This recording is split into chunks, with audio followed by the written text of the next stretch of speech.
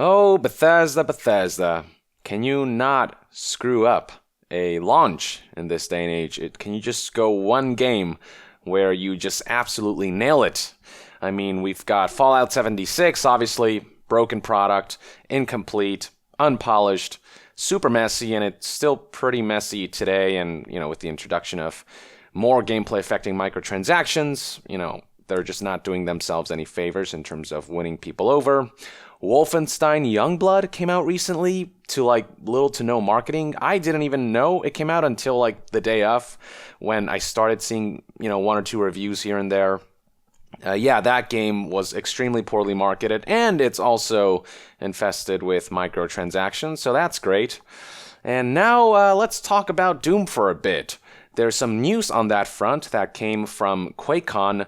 So the good news is that it was announced during the event that the original Doom games, so Doom 1, 2, and 3, are all coming to modern-day consoles. So as you can see here on the announcement, play the games that started it all. Doom, Doom 2, and Doom 3 are all available now on Nintendo Switch, Xbox One, and PS4. Hashtag Doom25, hashtag QuakeCon. So this was supposed to be a momentous occasion, a moment of celebration.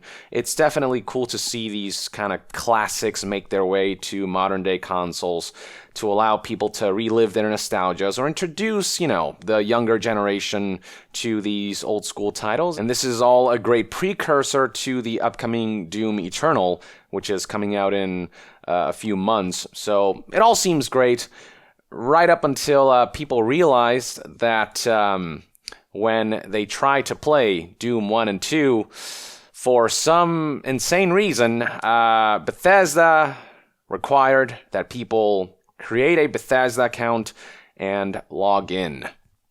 Now, for Doom 1 and 2, after an initial login, you can play offline from there on, but Doom 3 requires a constant login. You have to log into a Bethesda account every time you boot up the game to, quote, access certain features and or content, whatever that means.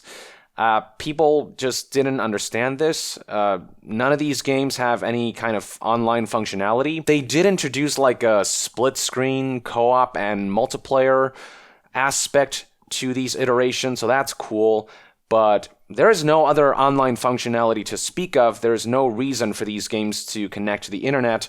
And not to mention that this was added retroactively. People who played the original Doom 1, 2, and 3 way back when, they certainly don't remember having to log into no Bethesda net account. So this addition it makes no sense. People are kind of peeved at this, that Bethesda would be so desperate to bring in new users to their Bethesda net ecosystem that they would add this unnecessary extra step. And Bethesda has been the butt of a joke as a result. So here's an article that Kotaku did on the whole situation. Here's a screenshot, and you have to go through that whole process. On the original Doom, for God's sakes, this old school title. And as this article points out, quote, it's an especially bizarre requirement since none of the games have an online component. Each game only offers local multiplayer and doesn't require an internet connection to play beyond the logins. And then this editor talked about how they bought Doom for nostalgia's sake, but, seeing this login screen was certainly kind of jarring and just weird and bizarre. And, people who don't want to make a Bethesda account, they'll have to make one to play these games. This extra step that is completely unnecessary. Now, a funny thing that came from all this is that people have gotten pretty cheeky with online memes, and they've taken to Twitter and social media to take video game screenshots and just really go all out on Bethesda. So here we have Mario, and alongside a message that reads, a Bethesda.net account is required to play this title. Please connect to the internet to continue. So obviously this is Super Mario World 3, am I right on that? A classic title. If Bethesda were to publish it and release it, this could very well happen. Castlevania. A Bethesda.net account is required to play. Please connect to the internet to continue. So basically, they just copied and pasted the same message you see in Doom in all of these different titles. What is this? What did they do here? Oh, yeah, okay. Did they add it to this? Yeah. Yeah, that's genius.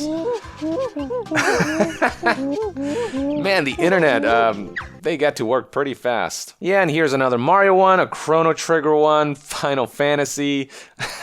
Oh my god, during the Aerith death scene. Yeah, so I think you guys get the message here. The bottom line is, you know, it's not some impossible hurdle to get over. It's just extremely tasteless for Bethesda to just do this to a classic title, to this old school game that should have just been released the way it was, without any additional bullshit, without any, you know, Bethesda pushing for their own services and products.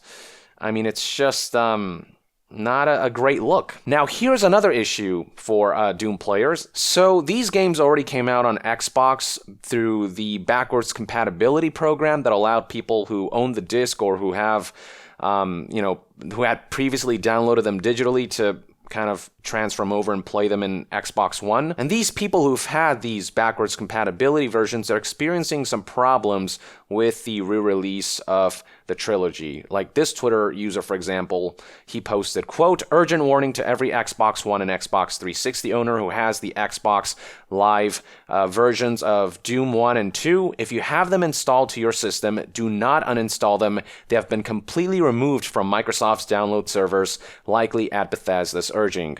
So people who delete their games right now, they'll essentially not be able to re-download them. They'll essentially lose access to the game.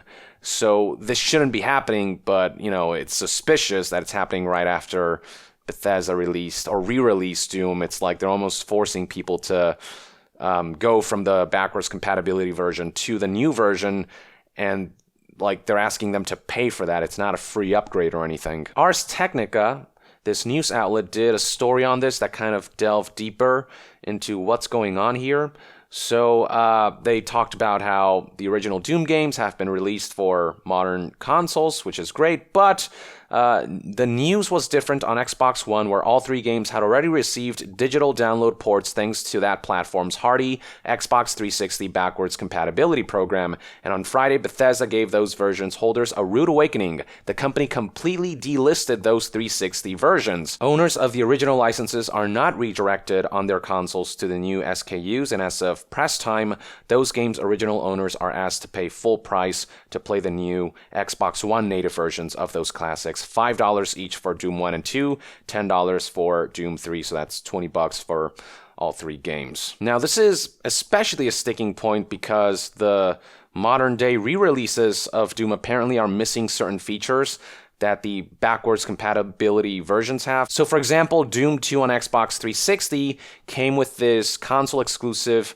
expansion pack called No Rest for the Living, and also the first two games apparently had online functionality in this backwards compatibility version in the Xbox 360 release, and so all of that's missing in the re-release. For them to lose this and then to be asked to update to these new versions that not only have less features but also have this extra barrier of requiring a Bethesda.net account, yeah, it's just obviously not an ideal situation, and it's got a lot of people suspicious about what's going on here. Is this something Bethesda is doing on purpose, or is this some kind of error, some kind of bug?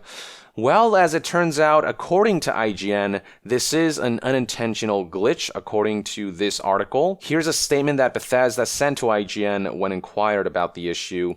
Players who own and previously installed the Xbox 360, Xbox Live backwards compatible version of the games on Xbox One will still find those games in their game library and will be able to reinstall that version of the game. There was an error with its functionality today, but we expect it to be remedied very quickly. So, okay, at the very least, this aspect of the Doom re-releases, that was all kind of a fluke. It was a bug, a glitch. This wasn't intentional, and hopefully they'll have that fixed up so that people who may have deleted their Xbox 360, Xbox Live, backwards compatibility version, hopefully they can get that back.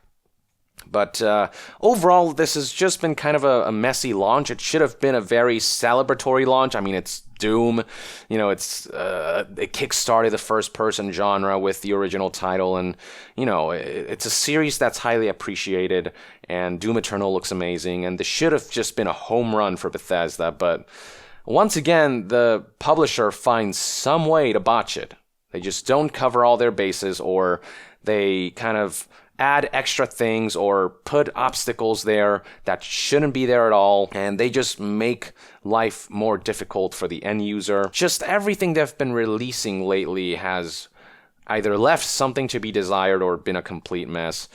Not just Wolfenstein and Fallout 76, but I mean also Elder Scrolls Blades. That left a huge sour taste in my mouth, you know, with Todd Howard touting how it's a pure Elder Scrolls experience. It's anything but. And then with Doom, like, what are you guys doing? What's the point? Why would you...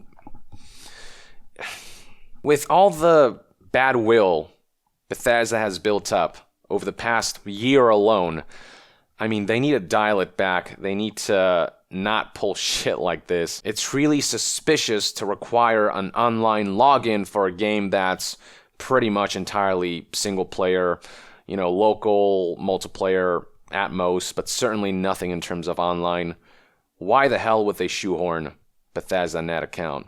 I mean, the reason's obvious. They want to increase the user base of their service, but this is not the way to do it.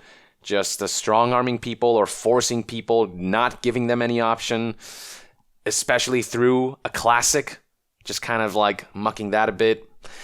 Yeah, that's not going to win any favors, Bethesda. Anyway, there you have it, folks. I'm going to enjoy these memes. That's what I'm going to do. But I'd love to hear what your take is on all of this. For my part, again, it's not like, oh, this game is unplayable. Nothing like that. It's just got that hint of scumminess. Just that hint of what Bethesda has become. Just anti-consumer, anti-integrity. Just very corporate in how they've been behaving as of late. But yeah, drop a comment below, share your thoughts, and to be further updated on all things gaming news, reviews, and discussions, stay tuned right here on Young Yeah. I'll see you guys next time. Young out.